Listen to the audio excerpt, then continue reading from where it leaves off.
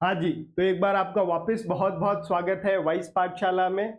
अगर आपने इस चैनल को सब्सक्राइब नहीं किया है, तो अभी इस चैनल को सब्सक्राइब कर लीजिए क्योंकि यहाँ पर हम क्लास 10th सोशल साइंस का कंप्लीट सिलेबस करने वाले हैं। अगर आपको इस लेक्चर का पीडीएफ चाहिए तो डिस्क्रिप्शन बॉक्स में टेलीग्राम का लिंक दिया हुआ है, आप वहाँ से जाके टेलीग्राम से पीडीएफ लेक्चर का पीडीएफ डाउनलोड कर सकते हैं। हमने इस चैनल पे बाकी बहुत सारे वीडियोस ऑलरेडी अपलोड कर लिए हैं, अगर आपने वो नहीं देखे तो आप वो जाकर भी देख सकते हैं। आज की क्लास के अंदर हम हिस्ट्री का चैप्टर नंबर 3 करने वाले हैं, the making of global world. अच्छा, ये वाला चैप्टर आपके बोर्ड एग्जाम में पूरा नहीं पूछा जाएगा, इसका एक छोटा सा पार्ट जो है वो पूछा जाएगा, जो फर्स्ट पार्ट है प्री मॉडर्न वर्ल्ड, सिर्फ वहां तक ही आपके बोर्ड में आएगा, तो हम यहाँ पर उतना ही पढ़ने वाले हैं। इस चैनल पे आपके सिर्फ बोर्ड से रिलेटेड जितना टॉपिक पढ़ाया आएगा, पूछा जाएगा, उतना ही यहाँ पर करवाया जाएगा। तो अगर आप बोर्ड के लिए अच्छे से प्रिपेयर करना चाहते हैं तो आप एकदम राइट प्लेस पर हैं। तो चलिए बिना किसी देरी के आज का हमारा ये लेक्चर स्टार्ट करते हैं। लेक्चर स्टार्ट करने से पहले मैं आपको बता दूं इस लेक्चर के अंदर हम क्या क्या पढ़ने वाले हैं। इस लेक्चर के अंदर हम बेसिकली ग्लोबलाइजेशन के बारे में पढ़ने वाले हैं। ग्लोबलाइजेशन क्या होता है? इंटरकनेक्टेडनेस। जब दो चीजें आपस में इंटरकनेक्टेड हो जाती है उसको अपन ग्लोबलाइजेशन बोलते हैं। एक जगह प्लेस ए और प्लेस बी के बीच में अगर कोई भी तरीके का इंटरकनेक्शन है उसको अपन ग्लोबलाइजेशन बोलते हैं। अब ये ग्लोबलाइजेशन पुराने समय में कैसा था, मिडाइवल टाइम में कैसा है और मॉडर्न टाइम में कैसा है, इस चैप्टर में हम ये देखने वाले हैं। आपको मैंने ऑलरेडी बता दिया है कि आपके एग्जाम के अंदर ये पूरा चैप्टर नहीं आएगा, आपके एग्जाम में सिर्फ हम प्री मॉडर्न वर्ल्ड तक पढ़ने वाले हैं। तो प्री मॉडर्न वर्ल्ड मतलब एंशिएंट टाइम के अंदर ग्लोबलाइजेशन कैसा था, या एंशिएंट टाइम पे दो प्लेसेस एक दूसरे से कैसे कनेक्टेड थी, इतना ही हम पढ़ने वाले हैं। और उसके जो है वो कैसे इंटरकनेक्टेड थी, उसके क्या इफेक्ट हुए, वो भी हम इस क्लास के अंदर देखने वाले हैं। आज का अगर अपन इस क्लास का बात करें कि इस क्लास में हम क्या पढ़ने वाले हैं, ये तो टॉपिक्स आपके पूरे चैप्टर के टॉपिक्स है। जैसे प्री मॉडर्न वर्ल्ड है, द 19th सेंचुरी है, इंटर वॉर मतलब वर्ल्ड वॉर के टाइम पे कैसा था, और वर्ल्ड वॉर के बाद में जो है वो ग्लोबलाइजेशन या इंटरकनेक्शन कैसा था, ये पूरे चैप्टर का टाइमलाइन है। लेकिन आप इस क्लास के अंदर हम सिर्फ प्री मॉडर्न वर्ल्ड के बारे में पढ़ने वाले हैं, क्योंकि आपके बोर्ड एग्जाम में सिर्फ प्री मॉडर्न वर्ल्ड तक ही आएगा। अच्छा, प्री मॉडर्न वर्ल्ड में भी हम इस टॉपिक को 3 भाग में पढ़ने वाले हैं। सबसे पहले तो हम इसके अंदर देखेंगे ग्लोबलाइजेशन का क्या मतलब होता है, क्योंकि चैप्टर का नाम ही जो है वो है the making of global world. तो सबसे पहले हम ग्लोबलाइजेशन वर्ड का क्या मतलब है इसके बारे में जानेंगे। उसके बाद हम जानेंगे ये ग्लोबलाइजेशन जो है ये कैसे होता था, तो सिल्क रूट से होता था।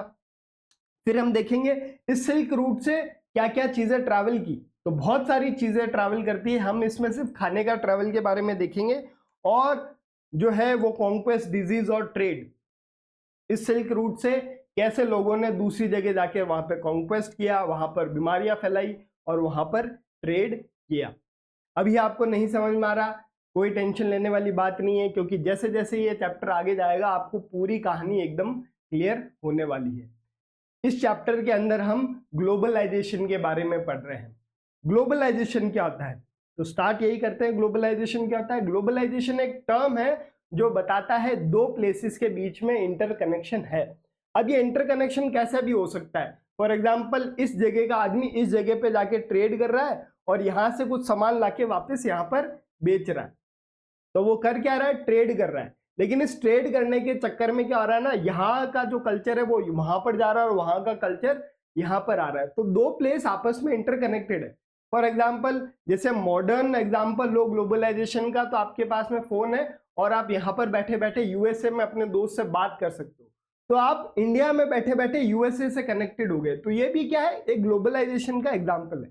तो ग्लोबलाइजेशन के बहुत सारे एस्पेक्ट हो सकते हैं। ट्रेड हो सकता है, कल्चर हो सकता है, फूड हो सकता है, लैंग्वेज हो सकती है, ठीक है ना। तो इसको सिर्फ ट्रेड तक ही अपने को सीमित नहीं करना है। तो सबसे पहले अगर ग्लोबलाइजेशन की डेफिनेशन पे क्वेश्चन आ जाता है कि ग्लोबलाइजेशन क्या है, तो आप इसको कैसे एक्सप्लेन करोगे?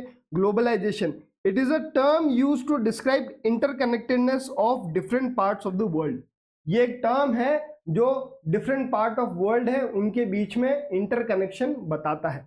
Where there is free movement of people, मतलब एक जगह से दूसरी जगह आदमी जा रहा है। गुड्स मतलब सामान जा रहा है एक जगह से दूसरी जगह। कैपिटल, एक जगह से दूसरी जगह कैपिटल जा रहा है। टेक्नोलॉजी, इन्वेंशन, आइडियाज, एक जगह के आइडियाज, टेक्नोलॉजी, इन्वेंशन दूसरी जगह जा रहे हैं, दूसरी जगह के दूसरी जगह जा रहे हैं। फूड, एक जगह का फूड दूसरी जगह जा रहा है और दूसरी जगह का फूड आपके यहाँ पर आ रहा है। Skills, religion, germs etcetera etcetera, एक जगह एक, क्योंकि अब जैसे आप रिलीजन की बात करो तो जैसे बुद्धिज्म जो है उसका ओरिजिन इंडिया में है, लेकिन बुद्धिज्म आपको कुछ लोग चाइना में फॉलो करते हुए भी दिखेंगे, कुछ श्रीलंका में भी देखने को मिलेंगे, कुछ साउथ ईस्ट कंट्रीज में भी देखने को मिलेंगे। तो वहां तक बुद्धिज्म गया कैसे, तो वो उसके बारे में भी हम जो है वो पढ़ने वाले हैं। अब देखो, interconnectedness is generally associated with economy.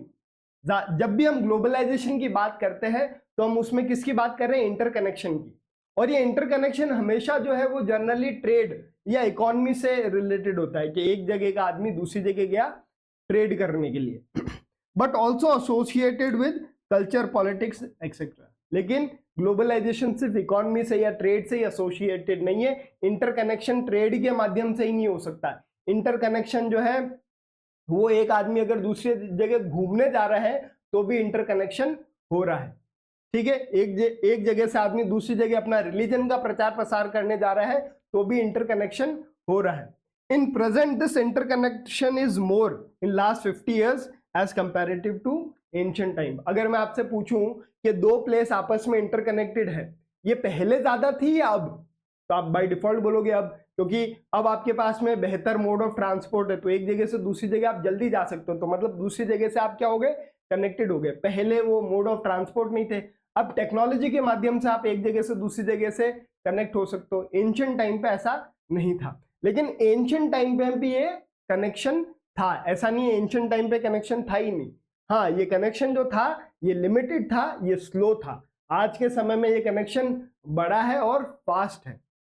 समझ में आया यहाँ तक? ग्लोबलाइजेशन का मतलब क्या होता है, एक टर्म है जो डिस्क्राइब करता है interconnection between different parts of world, जहां पर free movement of people, goods, capital, technology, skill, idea, religion, germs etcetera etcetera, इन चीजों का क्या हो रहा है, फ्लो हो रहा है। इंटरकनेक्शन की हम बात करते हैं तो जनरली हम इकोनॉमी से उसको एसोसिएट करते हैं, ट्रेड से एसोसिएट करते हैं, लेकिन आप इसको कल्चर, पॉलिटिक्स और भी बहुत सारी चीजों से एसोसिएट कर सकते हो। ये इंटरकनेक्शन जो है आज के समय में बहुत ज्यादा है एज कंपैरेटिव टू पुराने टाइम। इसका मतलब ये नहीं है कि पुराने टाइम पे इंटरकनेक्शन नहीं था, लेकिन वो लिमिटेड था, ठीक है। अब आगे देखो, अब मैंने बोला कि इंटरकनेक्शन पुराने टाइम पे भी था, मतलब एक जगह दूसरी जगह से कनेक्टेड थी। इसका मतलब क्या है, एक जगह से दूसरी जगह लोग ट्रैवल कर रहे थे। तो सवाल ये आता है कि कौन कौन लोग जो है एक जगह से दूसरी जगह ट्रैवल कर रहे थे। तो इसका एक फॉर्मूला है P² T + T²। जैसे globalisation in ancient time, globalisation का मतलब क्या होता है, इंटरकनेक्शन। तो ये जो हेडिंग क्या कह रही है कि एंशिएंट टाइम पे इंटरकनेक्शन कैसे था, मतलब एक जगह से दूसरी जगह लोग आ जा रहे थे, कौन आ रहे थे, क्यों आ रहे थे, और वो अपने साथ क्या क्या लेकर जा रहे थे। देखो क्या कह रहे हैं, इन ancient time travellers, traders, priest और पिलग्रिम्स ट्रैवल लॉन्ग डिस्टेंस। पुराने समय में ट्रैवलर्स मतलब एक जगह से दूसरी जगह जो घूमने जा रहा है, एक जगह से दूसरी जगह जो ट्रेड करने जा रहा है ट्रेडर, एक जगह से दूसरी जगह जो अपने रिलीजन का प्रचार प्रसार करने जा रहा है प्रीस्ट, और एक जगह से दूसरी जगह जो अपनी, जैसे फॉर एग्जांपल आज के टाइम पे लोग हज जाते हैं, तो वो क्या कर रहे हैं, इंडिया से मक्का जा रहे हैं, तो वो क्या पिलग्रिम ही तो कर रहे हैं। आप यहाँ से काशी विश्वनाथ जा रहे हैं या रामेश्वरम जा रहे हैं, तो क्या कर रहे हैं, पिलग्रिम करने जा रहे हैं। तो लोग इस समय घूम रहे थे। कौन लोग घूम रहे थे एंशिएंट टाइम पे एक जगह से दूसरी जगह, 4 लोग घूम रहे थे, T² + P²। T² में आ जाएगा आपका ट्रेडर और ट्रैवलर, और P² में आ जाएगा आपका प्रीस्ट और पिलग्रिम्स। अब ये क्यों घूम रहे हैं, पुराने समय में मैंने बोला 4 तरीके के लोग घूम रहे हैं, क्यों घूम रहे हैं। अच्छा, जो ट्रैवलर है वो क्यों घूम रहा होगा, ट्रैवलर घूम रहा होगा नॉलेज के लिए। आप एक जगह से दूसरी जगह जाते हो तो आपको बहुत सारी नई नई चीजें, नए नए आइडियाज पता चलते हैं। ट्रेडर क्यों जा रहा होगा, वो ट्रेड करने के लिए जा रहा होगा। तो नई अपॉर्चुनिटी ढूंढने के लिए एक जगह से दूसरी जगह घूम रहा होगा। प्रीस्ट क्यों घूम रहा होगा? प्रीस्ट क्यों घूम रहा होगा? स्प्रेड रिलीजन, अपने रिलीजन को स्प्रेड करने के लिए घूम रहा होगा। पिलग्रिम क्यों घूम रहा होगा? स्पिरिचुअल फुलफिलमेंट के लिए घूम रहा होगा, क्योंकि आप जब भी कभी किसी मंदिर या रिलीजियस प्लेस पे जाते हो तो आपको अंदर से शांति मिलती है। और कुछ लोग जो है वो परसिक्यूशन को एस्केप करने के लिए जाते थे। फॉर एग्जाम्पल, राजा ने किसी आदमी को फांसी की सजा सुना दी और उस आदमी को जब पता चला कि मेरे को फांसी की सजा दे दी राजा ने, तो अपना एरिया छोड़ के भाग जाता था। तो भाग रहा है तो क्या, वो एक जगह छोड़ के दूसरी जगह जा रहा है, तो वो भी क्या कर रहा है? ट्रैवल कर रहा है। अब वो जब ट्रैवल कर रहा है तो अपने साथ में अपनी लैंग्वेज, अपने क्लोथिंग स्टाइल, अपनी फूड स्टाइल भी लेके जाता है, उसके साथ जो जर्म्स है वो भी लेके जा रहा है। तो क्या हो रहा है?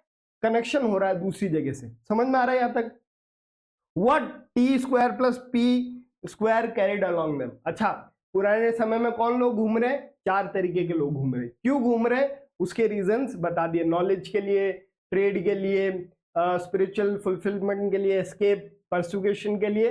तो ये लोग जब घूम रहे हैं तो ये अपने साथ बहुत सारी चीजें भी लेकर जाते हैं। तो ये अपने साथ क्या क्या चीजें लेकर जा रहे हैं? फॉर एग्जाम्पल, अगर एक ट्रैवलर एक जगह से दूसरी जगह जा रहा है तो अपने साथ क्या लेकर जा रहा है? अगर आप भी मान लो कि आपको मैंने बोला कि स्कूल ट्रिप है, तो आप अपने साथ क्या लेके जाओगे? आप अपने बैग में अपने कपड़े लोगे, थोड़ा बहुत कुछ खाने का ले लोगे, कुछ आपके जो है वो फोन ले लोगे, जो है वो कानों के स्पीकर्स ले लोगे, ऐसा ही यही लेके चलोगे ना। तो पुराने समय में भी लोग अपने साथ चीजें लेकर चलते थे। क्या है? देखो, गुड्स मतलब वो सामान लेकर चलते थे, कैपिटल मतलब वो पैसा लेकर चलते थे, वैल्यूज उनकी जो खुद की वैल्यूज है वो लेकर चलते थे, उनके पास जो स्किल्स हैं, मान लो कि कोई जो है वो घड़े बना रहा है, पॉटर है, तो वो पॉट बनाने की स्किल अपने साथ लेकर जा रहा है। ठीक है, आइडियाज, उसके दिमाग के आइडियाज लेके जा रहा है। इन्वेंशन या टेक्नोलॉजीज, फॉर एग्जाम्पल इसके यहाँ पर एक कोई टेक्नोलॉजी है, वो इस टेक्नोलॉजी को उस एरिया में जाकर बेचना चाहता है, तो वो अपने साथ वो टेक्नोलॉजी लेकर जा रहे हैं। वो अपने साथ अपना खाना लेकर जा रहा है, वो अपने साथ अपना रिलीजन लेकर जा रहा है, वो अपने साथ अपना जर्म्स और डिजीजेस भी लेकर जा रहा है। और मान लो कोई दूसरी जगह से कोई दूसरा आदमी आपकी जगह पर आ रहा है, तो वो भी ये सारी चीजें लेकर आ रहा है। वो भी अपना खाना, capital, goods, idea, skill, invention, germs, disease, food, religion सब लेकर आ रहा है। तभी तो हमको वहां पर क्या होता है, यहाँ पर पता चला, और यहाँ पर क्या होता है, वहां पर पता चला। अब मैंने बोला कि पुराने समय में भी लोग घूम रहे हैं, जैसे ट्रैवलर घूम रहा है, ट्रेडर घूम रहा है, प्रीस्ट घूम रहा है, पिलग्रिम घूम रहा है, उन सब के अलग अलग रीजन है वो क्यों घूम रहे हैं और वो अपने साथ में क्या क्या लेकर घूम रहे हैं। आप पूछोगे सर एग्जाम्पल क्या है, मैं कैसे मान लूं कि पुराने समय में भी जो है वो लोग एक जगह से दूसरी जगह घूम रहे हैं? इसके बहुत सारे आपको एग्जाम्पल देखने को मिल जाएंगे। इसके एग्जाम्पल देखो, पहला एग्जाम्पल, अच्छा, example of movement of goods, capital, germs in ancient time. Ancient time में क्या एग्जाम्पल है ग्लोबलाइजेशन के, या क्या एग्जाम्पल है कि एक जगह से दूसरी जगह आदमी घूम रहा है, वो अपने साथ अपना खाना लेकर जा रहा है, कैपिटल लेके जा रहा है, गुड्स लेके जा रहा है, जर्म्स लेके जा रहा है? क्या एग्जाम्पल्स हैं इसके? तो पहला एग्जाम्पल देखो, 3000 BC, मतलब 3000 before Christ era. Christ area के भी मतलब आज से 5000 साल पहले की बात कर रहे हैं। ठीक है, sea route linking Indus valley civilisation with west Asia, Mesopotamia suggest early global economic exchange. हमको आज से 5000 साल पहले का सी रूट लिंक मिला है जो इंडस वैली सिविलाइजेशन को मेसोपोटामिया के साथ लिंक करता है। इंडस वैली आपको पता है कहां पर है? इंडस वैली है आपकी इंडिया में, और मेसोपोटामिया कहां पर है? आपकी वेस्ट एशिया में। तो आप साउथ एशिया से लेके, साउथ सेंट्रल एशिया से लेके वेस्ट एशिया तक जा रहे हो और उसका आपके पास सी लिंक है। इसका मतलब क्या है? लोग इंडस से वेस्ट एशिया जा रहे हैं फॉर ट्रेडिंग पर्पस। यहां का सामान वहां बेच रहे हैं और वहां का सामान यहां बेच रहे हैं। तो इससे हमको यही पता चल रहा है कि पुराने समय में भी लोग घूम रहे हैं और वो अपने साथ में अपना खाना, अपने गुड्स लेकर चल रहे हैं। तो पहला एग्जाम्पल तो ये। सेकेंड एग्जाम्पल देखो, कॉडीज। ये आपको फोटो में दिख रही है कॉडीज, जो सी शेल्स होती है। ये कॉडीज पहले जो है इसको एज अ करेंसी यूज किया जाता था। ये कॉडीज जो है इनको क्या यूज किया जाता था? करेंसी। और ये करेंसी ज्यादातर चलती थी आपके जो इंडियन ओशन के अंदर जो आइलैंड्स है वहां पर, क्योंकि ये कॉडीज बहुत मात्रा में होती थी, इनको एज अ करेंसी यूज करते थे। तो ये कॉडीज जो है जैसे मालदीव्स में इसको जो है वो एज अ करेंसी यूज करते थे। और ये कौड़ियां जो है आपको चाइना के अंदर मिल रही है, साउथ अफ्रीका में मिल रही है। इसका मतलब क्या है, मालदीव से कोई आदमी वहां पर गया होगा चाइना, वहां से उसने कोई सामान खरीदा होगा और उस सामान खरीदने के बजाय उसने वहां पर उसको पैसों के एवज में क्या दिया, कॉडीज। तो वो कॉडीज वहां पर मिली। इसका मतलब क्या है, कोई आदमी मालदीव से चाइना गया होगा या कोई आदमी मालदीव से साउथ अफ्रीका गया होगा और वहां पर उसने कुछ खरीदा होगा और उसके बदले उसने वहां पर पैसे दिए इन फॉर्म ऑफ कॉडीज। तो इससे हमको पता चल रहा है कि पुराने टाइम पे भी आदमी क्या कर रहा है, घूम रहा है। Cowries from Maldives were used as currency and reached as far as China and east Africa, showing ancient international trade practices. ये कॉडीज जो आपको ईस्ट अफ्रीका के अंदर और चाइना में मिलती है, इससे यही पता चलता है कि पुराने टाइम पे भी लोग एक जगह से दूसरी जगह घूम रहे हैं।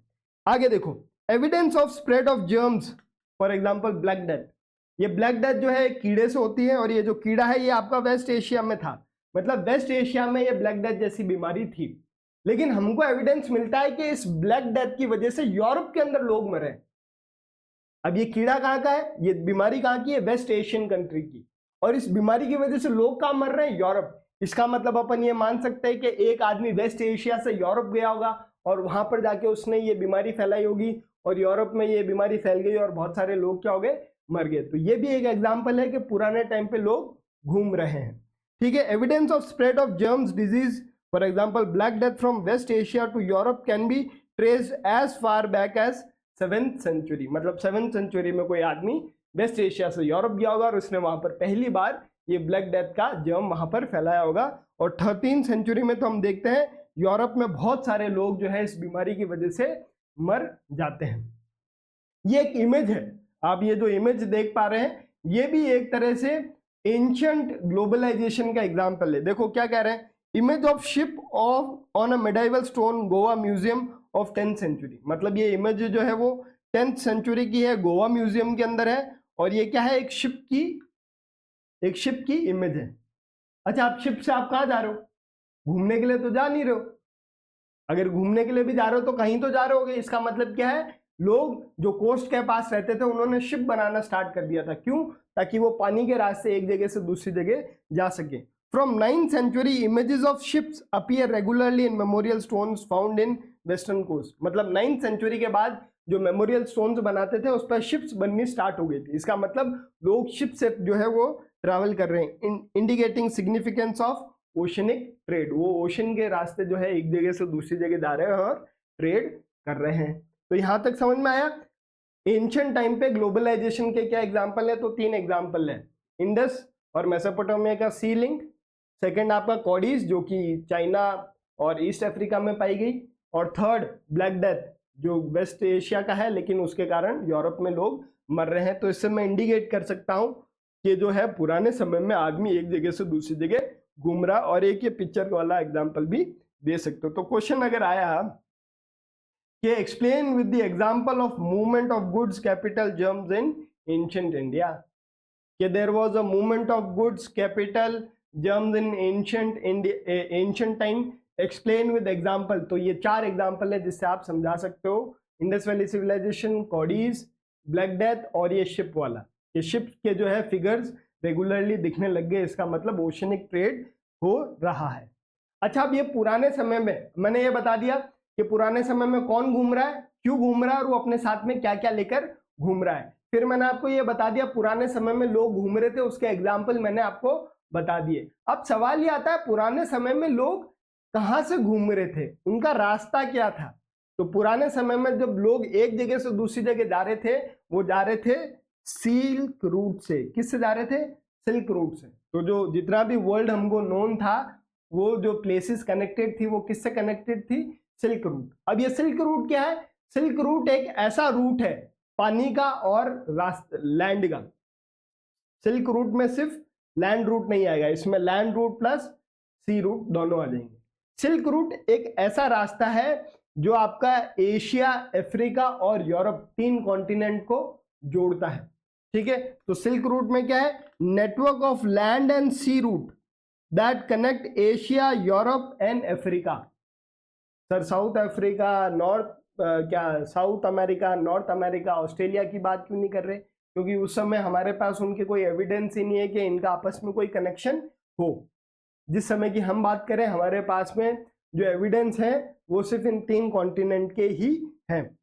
एग्जिस्टेंस ऑफ सिल्क रूट, अच्छा ये सिल्क रूट कब से कब तक था? Before Christ era till 15th century, मतलब क्राइस्ट एरा से पहले, मतलब जीसस क्राइस्ट के बर्थ के पहले से एग्जिस्ट कर रहा है और 15th सेंचुरी तक ये चल रहा है। 15th सेंचुरी में भी जहां तक मुझे पता है 1453 में ये सिल्क रूट बंद हो जाता है, क्योंकि जो रास्ता एशिया को यूरोप से कनेक्ट करता है उसके बीच में एक जगह आती है कॉन्स्टेंटिनोपल, जिसको आज का अपन इस्तांबुल बोलते हैं, और वहां पर टर्की का रूल हो जाता है। और टर्की वाले एशिया से जो यूरोप जा रहे हैं और यूरोप से जो एशिया जा रहे हैं उनको बोला अगर तुमको जाना है तो पैसा देना पड़ेगा। तो लोगों ने इस रूट से आना जाना बंद कर दिया और फिर लोगों ने एक नया रूट ढूंढा। उस नए रूट को ढूंढने के चक्कर में लोगों ने फिर साउथ अमेरिका और नॉर्थ अमेरिका को ढूंढ लिया और फिर हमको पता चला कि वर्ल्ड सिर्फ ये 3 कॉन्टिनेंट नहीं है, इसके अलावा भी जो है वर्ल्ड है। समझ में आ रहा है यहाँ तक? ठीक है। अब ये सिल्क रूट से क्या गया? ये सिल्क रूट किसके बीच में था? इंडिया और साउथ ईस्ट एशिया और यूरोप के बीच में। यूरोप से लोग इंडिया आते थे, साउथ ईस्ट एशिया आते थे, यहाँ पर वो देते थे सोना और चांदी, और यहाँ से लेके जाते थे सिल्क, चाइनीज पॉटरी, टेक्सटाइल और स्पाइसेस। इस रूट से सबसे ज्यादा सिल्क जाता था, इसलिए इसका नाम ही क्या रख दिया हम लोगों ने? Silk route. इस रूट से बुद्धिज्म का भी प्रचार हुआ। Buddhism origin in east India spread through silk route, also Christians and Muslim use silk route to preach their religion. मतलब इस सिल्क रूट से रिलीजन भी स्प्रेड हुआ। बुद्धिज्म जो कि ईस्ट इंडिया में पाया जाता है, इस सिल्क रूट के माध्यम से बुद्धिज्म बाकी जगहों पे भी पहुंचा, और बाकी जगहों के जैसे क्रिश्चियंस हो गए जो यूरोप में थे, जो वेस्ट एशिया में इस्लाम था, वो भी इस सिल्क रूट के माध्यम से जो है वो फैला। समझ में आया यहाँ तक? अच्छा, ये सिल्क रूट की जो है आपके सामने इमेज है। अब आप देख लो, ये जो ब्लू लाइन है ये सी रूट है और रेड लाइन जो है वो आपका लैंड रूट है। तो आप ये देख लो सिल्क रूट कौन कौन से कॉन्टिनेंट को कनेक्ट कर रहा है। ये हो गया आपका साउथ ईस्ट एशिया, ये जो नीचे वाला है ये हो गया आपका साउथ ईस्ट एशिया, ये हो गया आपका इंडिया, और ये हो गया आपका यूरोप, और ये हो गया आपका अफ्रीका।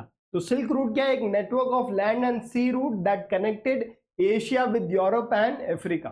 समझ में आया यहाँ तक? इस सिल्क रूट ये कब से कब तक था? Before Christ era to 15th century. इससे क्या जो है वो ट्रेड होता था? तो यूरोप से लोग इंडिया या साउथ ईस्ट एशिया आते थे, यहाँ पे लोगों को सोना चांदी देते थे, और यहाँ से फिर सिल्क लेके जाते थे, चाइनीज पॉटरी लेके जाते थे, टेक्सटाइल कपड़ा लेके जाते थे, स्पाइसेस लेके जाते थे।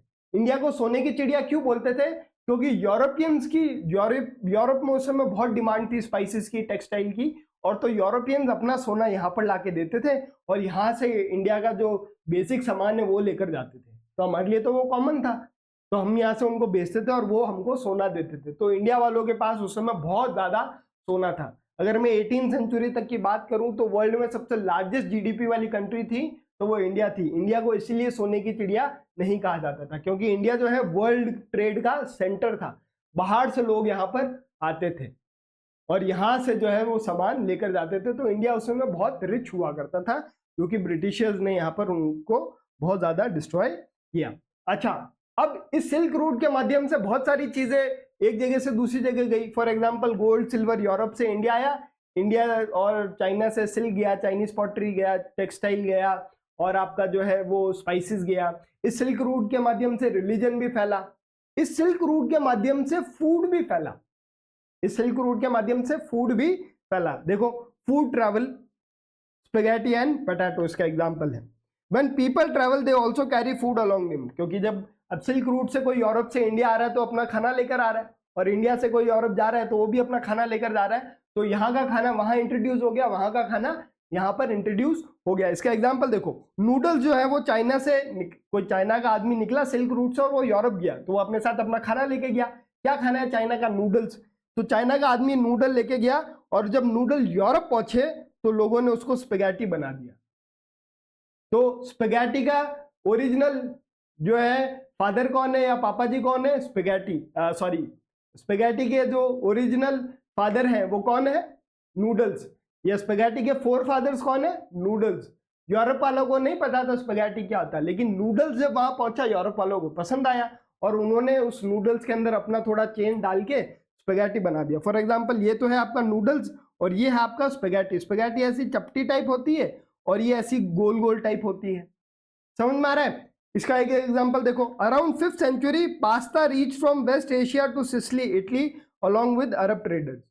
जिसको आज आपका पास्ता बोलते हो ना, कि पास्ता क्या इटालियन फूड है, लेकिन ये ओरिजिनली कहाँ का है? वेस्ट एशिया का। वेस्ट एशिया के ट्रेडर्स जब इटली लेके गए मैक्रोनी को, पास्ता को, तो वहां जाके पास्ता बन गया।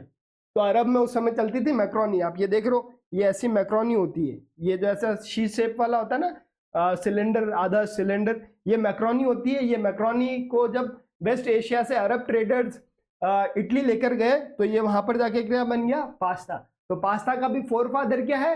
मैक्रोनी। और वो मैक्रोनी का ओरिजिन कहां पर है? West Asia. तो अगर आप, मैं बोलूंगा आपको कि मेरे को ये बताओ कि जो है वो पास्ता का ओरिजिन प्लेस कहाँ है, तो आप बोलोगे सर इटली है। लेकिन ये वास्तविक तो नहीं है।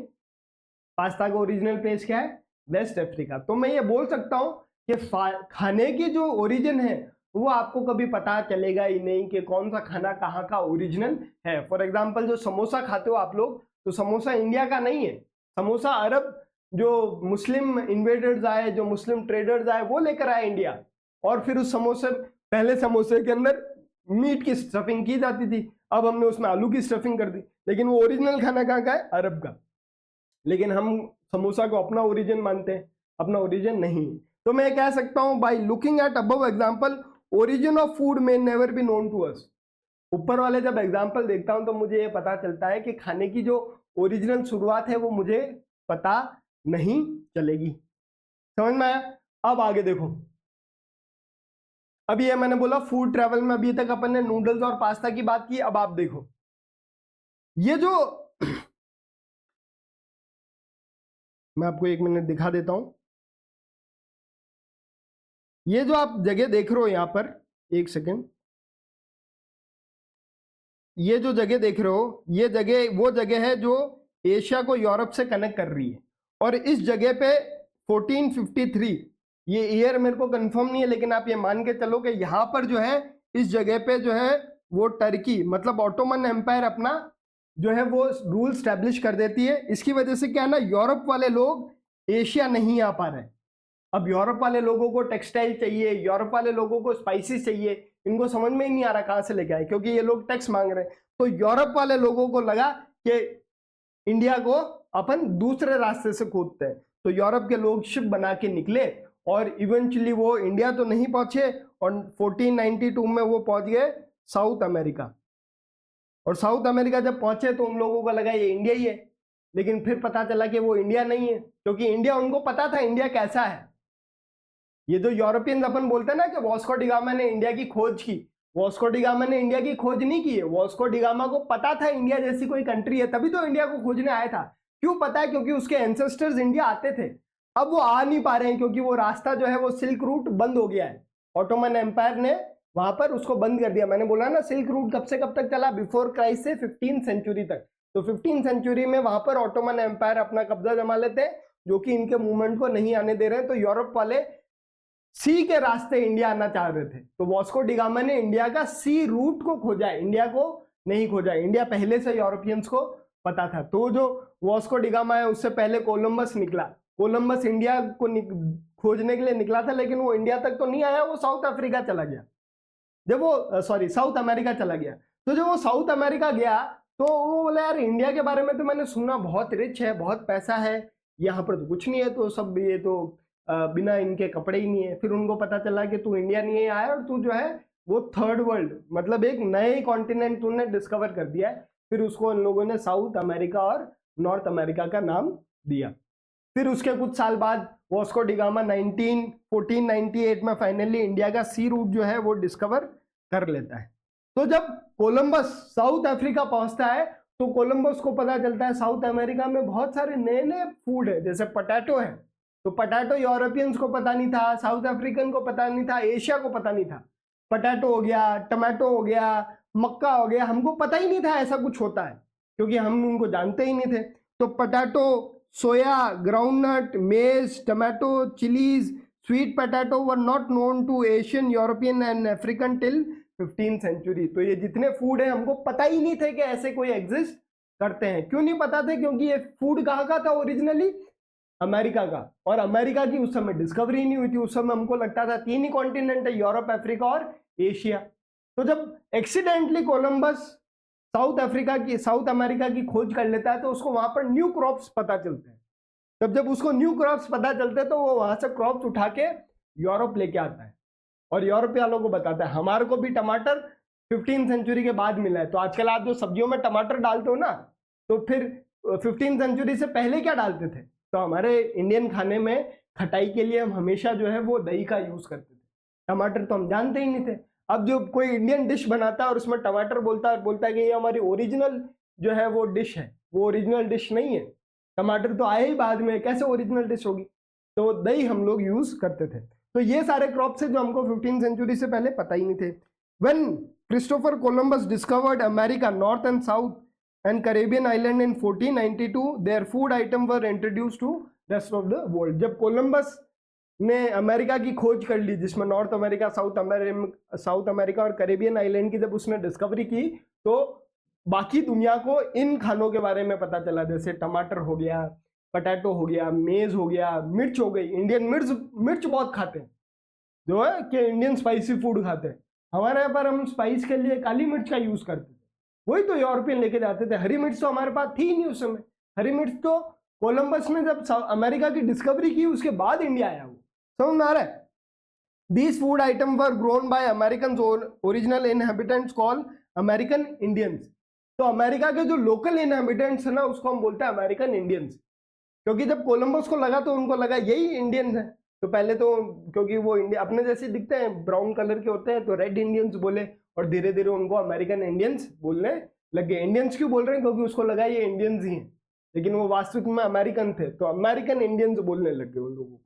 समझ में आ रहा है यहाँ तक? अच्छा देखो, अब इसी कारण जब ये पटैटो कहाँ का है फूड? अमेरिका का। और ये जब पटैटो यूरोप में आया तो बहुत सारे यूरोप के लोग पटैटो उगाना स्टार्ट कर दिए। उसी वजह से एक फेमाइन है, फेमाइन मतलब क्रॉप फेलियर, और उसकी वजह से बहुत सारे लोग मर गए। तो अब ये क्या है, इस पर डायरेक्ट क्वेश्चन बन सकता है। Negative impact of food travel. Food travel जब एक जगह से दूसरी जगह जाता है तो उसके नेगेटिव इंपैक्ट क्या है? तो इसका एक एग्जाम्पल है हमारे सामने, आयरिश पटैटो फेमाइन 1845 to 49। ये फेमाइन क्या होता है? Crop failure. फेमाइन क्या होता है? Crop failure. अब ये क्रॉप फेलियर किसी भी वजह से हो सकता है, कोई डिजास्टर आ गया, कोई बीमारी आ गई पौधे में तो खराब हो गया, तो क्रॉप फेलियर किसी भी वजह से होता है। या तो फ्लड आ गई तो पूरा क्रॉप डिस्ट्रॉय हो गया, या क्रॉप के अंदर कोई डिजीज आ गई तो पूरा क्रॉप डिस्ट्रॉय हो गया, तो आप उसको क्या बोलोगे? फेमाइन। फेमाइन मतलब क्रॉप फेलियर। ठीक है, फूड शॉर्टेज नहीं होता है क्रॉप फेलियर। फूड शॉर्टेज का मतलब नहीं होता है फेमाइन, क्योंकि क्रॉप डिस्ट्रॉय हो जाएगा तो फूड वैसे ही शॉर्टेज हो जाएगा। तो फेमाइन की ओरिजिनल डेफिनेशन क्या है? Crop failure. अब ये क्रॉप फेलियर किसी भी कारण हो सकता है। तो अब आप देखो ये कब आई? 1845 टू 1849। अमेरिका की डिस्कवरी कब हो रही है? 1492, मतलब 300 साल बाद जो है यहाँ पर फेमाइन आ रही है पटैटो की वजह से। पटैटो कहाँ का है? अमेरिका का। When potato introduced in Ireland, it became popular among poor peasants and they started growing it। जब पटाटो को आयरलैंड में इंट्रोड्यूस किया गया तो वहां के गरीब लोगों को, गरीब किसानों को बहुत पसंद आया और सारे लोग जो है पटाटो की फार्मिंग करने लग गए। Around 1845 paste spread and destroy all the crop. मतलब एक बीमारी फैल गई और सारा पटाटो क्रॉप, पूरा आयरलैंड का जो आलू की खेती है वो डिस्ट्रॉय हो गई। अब आलू को वो एज अ स्टेपल फूड खाते थे, जैसे अपन यहाँ पर रोटी खाते हैं कार्ब्स के लिए, वैसे वहां पर पटाटो खाते हैं। पटाटो है ही नहीं लोगों के पास, तो लोग भूखे मरे। जब लोग भूखे मरे तो लोग मर गए। Due to this 10 lakh people died and 20 lakh people migrated in search of work. इसकी वजह से 10 लाख लोग मर गए और 20 लाख लोगों ने आइलैंड छोड़ के दूसरी जगह चले गए। तो जो 20 लाख एक जगह छोड़ के दूसरी जगह गए, उन्होंने भी क्या किया? एक जगह से दूसरी जगह के अंदर इंटरकनेक्शन बढ़ाया। समझ में आ रहा है यहाँ तक? तो आयरिश पटैटो पे 3 नंबर का क्वेश्चन आ सकता है। कब हुआ, कहाँ, क्यों हुआ और उसकी वजह से कितने लोग मरे। ये आयरिश पटैटो की जो है वो फोटो है। The Irish potato famine illustrated bye London news 1849। ठीक है, अब आगे देखो, डिजीज, कॉन्क्वेस्ट एंड ट्रेड। अब यही अपन थोड़ा आगे कर रहे हैं। इस सिल्क रूट के माध्यम से एक जगह से दूसरी जगह लोग गए, वहां पर उन्होंने कॉन्क्वेस्ट किया, अपनी कॉलोनीज बनाई। एक जगह से दूसरी जगह जब लोग गए तो डिजीज गई, जर्म्स गए और ट्रेड भी हुआ। अब देखो, till 18th century China and India were the richest countries. 18th century तक वर्ल्ड में रिचेस्ट कंट्री है चाइना और इंडिया, क्योंकि यूरोप के लोग चाइना और इंडिया आ रहे हैं, यहाँ के लोगों को सोना दे रहे हैं और यहाँ से सस्ता सामान लेके जा रहे हैं, जिसकी हमारे को कोई ज्यादा वैल्यू नहीं थी। काली मिर्च की क्या वैल्यू, लौंग की, सौंफ की क्या वैल्यू, लेकिन उन लोगों के लिए वैल्यू थी, हमारे लिए वो नॉर्मल चीज थी। हमको वो सोना दे रहे थे तो हम क्या होने लगे, रिच होने लगे। Till 18th century China and India were richest countries and had important place in Asian trade. Asian trade में ये सेंटर में थे, तो मतलब उस समय अपन मान लें तो वर्ल्ड का सेंटर कौन था, इंडिया और चाइना। लेकिन 15th सेंचुरी के अंदर चाइना का जो मिंग डायनेस्टी है वो आइसोलेशन में चली जाती है बाय मिंग डायनेस्टी इन 1433। मतलब चाइना का जो राजा है वो डिसाइड करता है कि आप मेरे को यूरोपियंस के साथ ट्रेड नहीं करना है, और वो जो है वो ट्रेड बंद कर देता है। ठीक है, कब कर रहा है, 1433। तो इससे पहले मान लो कि ये यूरोप है, ये यूरोप है और ये एशिया है। तो इससे पहले यूरोप से लोग एशिया आ रहे हैं और एशिया से सामान लेके यहाँ पर जा रहे हैं। तो अभी जो है इसमें कोई वर्ल्ड का सेंटर नहीं है, एक ये पॉइंट और एक ये पॉइंट है, तो यहाँ से यहाँ आ रहे हैं और यहाँ से यहाँ जा रहे हैं, तो सेंटर अभी कोई नहीं है। लेकिन जैसे ही अमेरिका की डिस्कवरी होती है, अमेरिका की डिस्कवरी होती है, तो यूरोपियन जो है यहाँ पर जाते हैं अमेरिका, अमेरिका से सामान लेकर आते हैं यहाँ पर, और यूरोपियंस अमेरिका से आ रहे हैं साउथ ईस्ट एशिया और यहाँ से लेके जा रहे हैं। तो वर्ल्ड का सेंटर कौन बन गया, यूरोप। वर्ल्ड का सेंटर कौन बन गया, जब तक अमेरिका की डिस्कवरी नहीं हुई थी तो इंपॉर्टेंस थी इंडिया और चाइना की, लेकिन चाइना आइसोलेशन में चला जाता है। अब ट्रेड कौन कर रहा है, इंडिया और यूरोप और इंडिया। लेकिन जैसे ही अमेरिका की डिस्कवरी हो रही है तो यूरोपियंस का कांटेक्ट हो गया अमेरिका के साथ, तो एक तरफ ये इधर से ट्रेड कर रहे हैं और एक तरफ ये इधर से ट्रेड कर रहे हैं। अब बीच में कौन आ गया, यूरोप। तो यूरोप जो है वर्ल्ड का सेंटर बन जाता है। European sailors in 15th century discovered sea route to Asia. मतलब वास्को डी गामा की बात कर रहे हैं, वास्को डी गामा ने इंडिया का सी रूट डिस्कवर किया। इंडिया को डिस्कवर नहीं किया, इंडिया तक आने का रास्ता डिस्कवर किया। इंडिया पहले से डिस्कवर है, ठीक है। अमेरिका को डिस्कवर किया 1942 में। This made Europe as a centre of world trade. Europe को वर्ल्ड ट्रेड का सेंटर बन गया आफ्टर 1453। 1453 में क्या हो रहा है, कॉन्स्टेंटिनोपल पे ऑटोमन एम्पायर ने कब्जा कर लिया। उसकी वजह से उसके बाद यूरोपियन सी के रास्ते इंडिया आना चाहते थे, लेकिन वो अमेरिका पहुंच गए और 1498 में फाइनली इंडिया भी आ जाते हैं। तो अब वर्ल्ड का सेंटर कौन बना हुआ है, Europe. Before discovery of America it was cut off world. मतलब जब अमेरिका की डिस्कवरी नहीं हुई थी तो वो अलग थलग पड़ा था, but it discovery introduce money crops minerals to other world.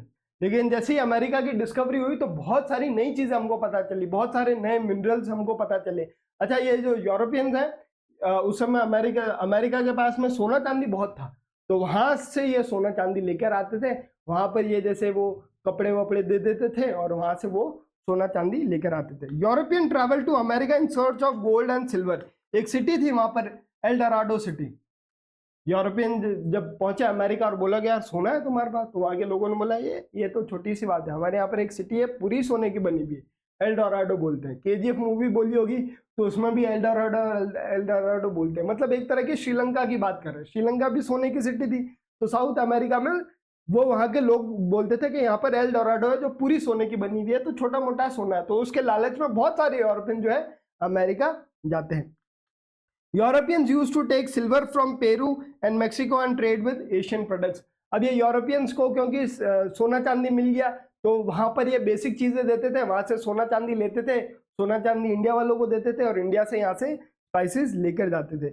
Europeans mainly Portuguese and Spanish conquest and colonised America by 17th century. Portuguese और स्पेनिश लोगों ने पूरा अमेरिका को जाके अपनी कॉलोनी बना दिया। जैसे ब्रिटिशर्स ने इंडिया को कॉलोनी बनाया, वैसे इन लोगों ने कॉलोनी बना दिया। अब ये जो स्पेनिश थे ना, इन लोगों ने, जैसे ब्रिटिशर्स ने इंडिया को कॉलोनी कैसे बनाया, लड़ाया लड़के, तो वेपन से उन लोगों ने लड़ाई लड़के कॉलोनी बनाया। लेकिन स्पेनिश लोगों ने वहां पर कोई लड़ाई लड़ी ही नहीं। कैसे कॉलोनी बनाया, स्पेनिश लोग जब गए तो मैंने बोला एक आदमी अपने साथ बीमारियां लेकर जाता है, तो स्पेनिश लोगों में उस समय स्मॉल पॉक्स, चिकन पॉक्स हुए हुए थे, तो वो लोग इम्यून थे। बाय डिफॉल्ट वो वहां पहुंचे और वहां के लोगों को स्मॉल पॉक्स हो जाता है। अब वहां के साउथ अमेरिका के लोग जो है वो इम्यून है ही नहीं इस बात से, तो जब स्मॉल पॉक्स अमेरिका में फैला बहुत सारे लोग मर गए और यूरोपियन स्पेनिश को बहुत आसानी से जो है वहां पर उन लोगों ने कॉन्कर कर लिया अमेरिका को। Spanish use germs disease smallpox to conquest America because original American were not immune to smallpox. तो 1 नंबर का क्वेश्चन बन सकता है, या 2 नंबर का क्वेश्चन बन सकता है, 3 नंबर का बन सकता है कि स्पेनिश लोगों ने कोई लड़ाई नहीं लड़ी, कोई वेपन यूज नहीं किया अमेरिका को कॉलोनाइज करने में, तो उन्होंने क्या किया, तो उन्होंने जर्म्स को यूज किया। जर्म्स को कैसे यूज किया, क्योंकि अमेरिकन इम्यून नहीं थे, तो जब जर्म वहां फैला बहुत सारे लोग जो है मर गए। अब ये आपके इस टॉपिक का प्री मॉडर्न वर्ल्ड का ये लास्ट टॉपिक है। इसके बाद जो है वो आपका ये चैप्टर बोर्ड एग्जाम के पॉइंट ऑफ व्यू से इतना ही आएगा, तो ये खत्म है। इसके आगे का आप पढ़ना चाहते हैं फॉर नॉलेज तो आप पढ़ सकते हैं, लेकिन आपके बोर्ड में यहां तक ही आएगा। Why did people move from Europe to America. अब आप देखोगे आज का समय का जो यूएसए है, जो ऑस्ट्रेलिया है, जो साउथ अमेरिका है, वहां के जो ओरिजिनल लोग हैं वो तो कम है, तो वहां पर बसे कौन है, यूरोपियंस। आप देखोगे डोनाल्ड ट्रम्प तो जो है वो अमेरिकन यूरोपियन जैसा दिखता है, तो डोनाल्ड ट्रम्प के फोर फादर जो है वो अमेरिका गए होंगे। अच्छा, जो अमेरिका के अंदर आपको जो ब्लैक पीपल दिखते हैं जिनको अपन जो है वो नीग्रोज बोलते हैं, तो ये क्या गए, इनको एज ए स्लेव लेकर गए वहां पर, और जब स्लेव प्रथा खत्म हो गई तो वो वहीं रह गए। तो जो अमेरिका के ओरिजिनल लोग हैं ना वो आपको मिलेंगे ही नहीं। यूएसए के जो ओरिजिनल लोग हैं जिनको हम रेड इंडियंस बोलते हैं वो अब सिर्फ 50,000 बचे हैं। बाकी यूएसए के अंदर जितने भी लोग हैं वो सारे माइग्रेटेड लोग हैं, वो वहां के ओरिजिनल लोग नहीं है। ठीक है, तो यूरोप से बहुत सारे लोग अमेरिका चले जाते हैं 19th सेंचुरी में। Till 19th century whole Europe was facing poverty और हंगर। यूरोप में बहुत गरीबी, बहुत ही भुखमरी थी, सारी सिटीज ओवर क्राउडेड है, डेडली डिजीज बहुत कॉमन है, रिलीजियस कॉन्फ्लिक्ट बहुत कॉमन है। जैसे उस समय प्रोटेस्टेंट्स और कैथोलिक्स के अंदर प्रोटेस्ट चल रहा था, तो आपस में ये लोग लड़ाई कर रहे थे, तो इसके कारण क्या है, लोग अपना परसिक्यूशन बचने के लिए भाग रहे हैं। डिसेंटर्स कौन होता है, one who refuses to accept the established belief and practices. For example कोई प्रैक्टिस बनी हुई है, रिलीजियस प्रैक्टिस, और किसी ने बोल दिया मैं नहीं मानता इसको, तो आज के समय में तो कुछ नहीं होता, लेकिन पहले समय में मार देते थे लोगों को, तो उससे बचने के लिए लोग भागने लग गए। People migrated from Europe to America. Here American black slaves from Africa were already there and working in plantation field, cotton and sugar for European market। तो जो है यूरोप से बहुत सारे यूरोपियन अमेरिका चले जाते हैं, अमेरिका जाते हैं तो बहुत सारे अफ्रीकन पहले से वहां पर काम कर रहे हैं।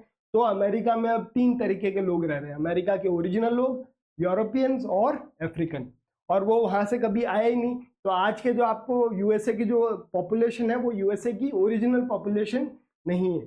यूएसए की ओरिजिनल पॉपुलेशन है रेड इंडियंस, वो आज के टाइम पे खत्म ही हो गए हैं, बिल्कुल 50,000 मात्र बचे हैं। ऑस्ट्रेलिया की ओरिजिनल पॉपुलेशन खत्म हो गई है। ऑस्ट्रेलिया की जो मेजर पॉपुलेशन है वो यूरोपियन है। न्यूजीलैंड में जो मेजर पॉपुलेशन है वो यूरोपियन है, हर जगह यूरोपियन ही है, लोकल पॉपुलेशन खत्म हो गई। अब हमने क्या क्या पढ़ा इस चैप्टर में, इस चैप्टर में हमने पढ़ा है पहले तो ग्लोबलाइजेशन का मतलब क्या होता है ठीक है, फिर हमने देखा एंशिएंट टाइम के अंदर ग्लोबलाइजेशन कैसा है, और उसके हमने एग्जाम्पल देखे।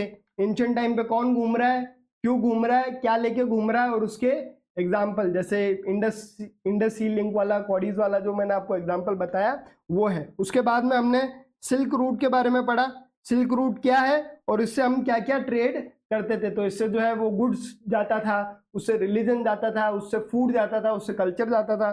फिर हमने फूड ट्रेवल की बात की, फूड ट्रेवल की बात की जो सिल्क रूट से फैला। फिर लास्ट में हमने पढ़ा कॉन्क्वेस्ट, डिजीज एंड ट्रेड। तो आपके बोर्ड एग्जाम में इतना ही आएगा, इसके अलावा आपके बोर्ड एग्जाम में कुछ नहीं आएगा। तो आप इतना पढ़ लेते हैं तो आपके लिए मोर देन सफिशिएंट है।